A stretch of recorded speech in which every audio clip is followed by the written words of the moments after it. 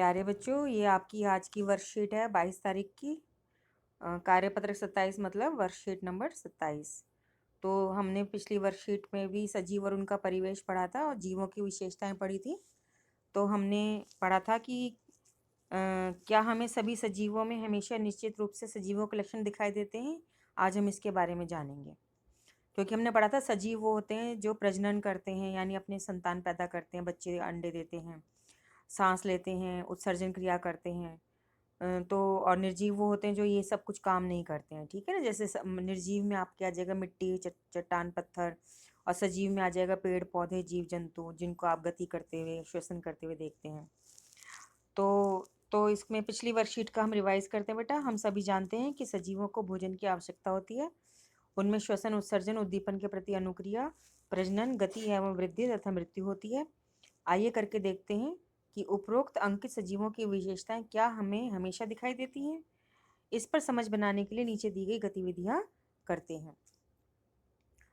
तो बेटा, उद्दीपन हमने बताया था कि कोई भी ऐसी चीज़ जिससे हम कोई क्रिया करें, जो जैसे आपकी सहेली ने आपको धप्पा किया तो आप एकदम डर के कहते हो ये क्या। तो वो जो धप्पा था वो उद्दीपन हुआ और उसके प्रति आपने क्रिया क्या करी, आप एकदम डर गए। ठीक है ना, तो ये सारी बातें हैं।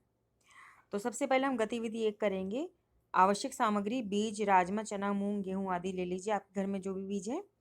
तो गतिविधि के चरण क्या हैं कि उपरोक्त दिए गए बीजों के न होने पर जो भी बीज आपके रसोई में उन्हें ले लीजिए। मतलब आपके रसोई घर में जो भी साबुत दालें हैं वो आप ले लें। गेहूं है साबुत आपके पास, धान है, जौ, जई, ज्वार, बाजरा, कुछ भी है वो सब ले लीजिए। ठीक है बेटा। तो सजीवों की विशेषताओं को ध्यान में रखते हुए इन बीजों का अवलोकन कीजिए। इसका मतलब कह रहा है कि पहले नंबर पे तो कह रहा है बीज ले लो, दूसरे नंबर पे कह रहा है अवलोकन करो। अवलोकन मतलब देखो। तो आपका पहला प्रश्न है जिसको आपने कॉपी में करना है कि अवलोकन के बाद बीजों को किस वर्ग में रखेंगे, सजीव या निर्जीव, और क्यों। तो जो बीज रखे थे, तो बीजों को अगर हम देखें तो वो तो बीज ऐसे ही रखे हुए हैं, ना चल रहे हैं ना उग रहे हैं, कुछ भी तो नहीं काम कर रहे। तो हम उसको निर्जीव में रखेंगे। और क्यों रखेंगे मैंने अभी बताया कि वो गति नहीं कर रहे हैं, वो उग नहीं रहे हैं, उनमें हरी पत्तियां नहीं हैं, तो कोई जड़ नहीं है, कोई तना नहीं है, इसलिए हम उनको निर्जीव में रखेंगे। अब इसी पर आधारित आपकी गतिविधि 2 है। तो आपने जो आवश्यक सामग्री ली थी, बीज, राजमा, चना, गेहूं, मूंग आदि, या जो भी बीज आपके घर में थे, तो गतिविधि 2 में आपने क्या करना है, सबसे पहले करना है कि सभी बीजों को न होने पर भी जो भी बीज आपके रसोई घर में उन्हें ले लीजिए। जैसे हमने पहले बताया था गतिविधि 1 में, गेहूं, जौ, ज्वार, बाजरा, धान, कुछ भी है वो ले लीजिए और 1 रात के लिए पानी में भिगो कर रख दीजिए। दूसरे बार चरण क्या कह रहा है कि बीजों में से पानी निकालने के बाद उसे सूती कपड़े में लपेटकर 2 दिन के लिए रख दीजिए। अब आपका यहाँ पे दूसरा प्रश्न बनता है कि बीजों पर से सूती कपड़े को हटाने के बाद आपने क्या अवलोकन किया। तो बेटा, जो बीज हैं उनको पानी मिल गया, हवा मिल गई, तो वो उगना शुरू करेंगे। तो सबसे पहले बीज में से जड़ निकलती है, क्योंकि वो पानी चूसेंगे, पानी पिएंगे, उस तभी उनमें प्रजनन क्रिया शुरू होगी, नई पत्तियां बननी शुरू होंगी, वो जागृत होंगे।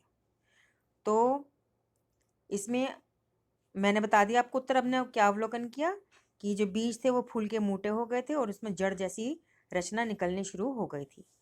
अब आपका तीसरा प्रश्न है कि अवलोकन के बाद बीजों को किस वर्ग में रखेंगे, सजीव या निर्जीव, और क्यों। तो तीसरे प्रश्न में हम लिखेंगे हम बीजों को सजीव में रखेंगे, क्योंकि हमने देखा कि बीज फूल के मोटे हो गए हैं, उसमें जड़ जैसी रचना निकल आई है, और कुछ बीजों में हो सकता है कि पत्ती भी निकल आई हो। ठीक है, तो ये तो आप क्रिया करेंगे तभी पता चलेगा आपको। ठीक है बेटा। अब आपका चौथा प्रश्न कह रहा है रिक्त स्थान भरो। तो पहला रिक्त स्थान है कि जमीन पर उगने वाले पौधों को, हम पिछली वर्कशीट को ध्यान में रखते हुए इनका जवाब देंगे कि जमीन पर उगने वाले पौधों को स्थलीय पौधे कहते हैं। तो खाली स्थान में क्या भरेंगे, स्थलीय पौधे। दूसरा कहता है कि पानी में उगने वाले पौधों को जलीय पौधे कहते हैं। खाली स्थान में क्या भरेंगे, जलीय पौधे। ठीक है बेटा। तीसरा खाली स्थान है कि भिन्न परिवेश में रहने के लिए योग्य बनना अनुकूलन कहलाता है। तो खाली स्थान में क्या भरेंगे, अनुकूलन। सभी सजीव प्रजनन करते हैं। खाली स्थान में क्या भरेंगे बेटा, प्रजनन। कुछ अंडे देते हैं और कुछ बच्चे देते हैं और कुछ बीज उत्पन्न करते हैं। तो चौथे खाली स्थान में क्या शब्द भरा आपने, प्रजनन। अब आपका पांचवा प्रश्न आ जाता है कि समूह में से विषम को चुने। विषम मतलब जो सबसे अलग हो। अपने उत्तर का कारण बताएं। तो पहला वाला है मेज़, बिल्ली, कुर्सी, पेन। तो बेटा इसमें अगर आप देखें मेज़, बिल्ली, कुर्सी, पेन में मेज़, कुर्सी और पेन निर्जीव वस्तु हैं और बिल्ली जो है सजीव वस्तु है। ठीक है बेटा। तो जो जो भी इस विषम है उसको मैं हरे रंग से अलग कर रही हूँ, ध्यान दीजिए। अगला हम पढ़ेंगे ऊंट, शेर, बाघ, सियार। ऊंट, शेर, बाघ, सियार में शेर, बाघ, सियार मांसाहारी है और ऊंट जो है वो शाकाहारी है। तो ये लिख दीजिएगा आप, जैसे मैं बता रही हूँ ना कारण, जैसे मैंने ऊपर बताया कि बिल्ली सजीव है, मेज, कुर्सी, पेन निर्जीव है। दूसरा उतारेंगे, इसमें आप लिखेंगे ऊंट, क्योंकि शेर, बाघ, सियार मांसाहारी जानवर हैं और ऊंट जो है शाकाहारी जानवर है।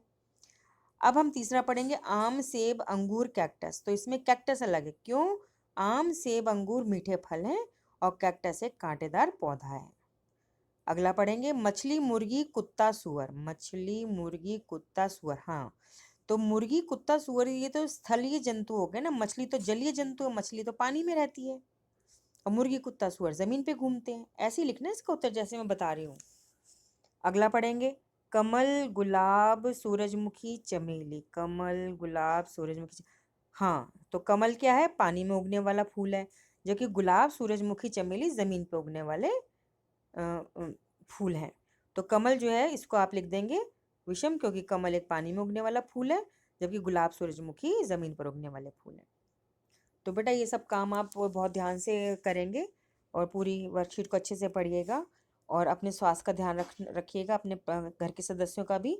तो जब भी घर से बाहर निकलें मास्क लगा कर निकलें और जब भी घर के अंदर आएँ तो हाथ मुंह पैर अच्छे से साबुन से धोएं, क्योंकि कोविड-19 के विरुद्ध लड़ाई में सुरक्षित रहने के लिए हमें आगे आगे चलना है। ठीक है बेटा।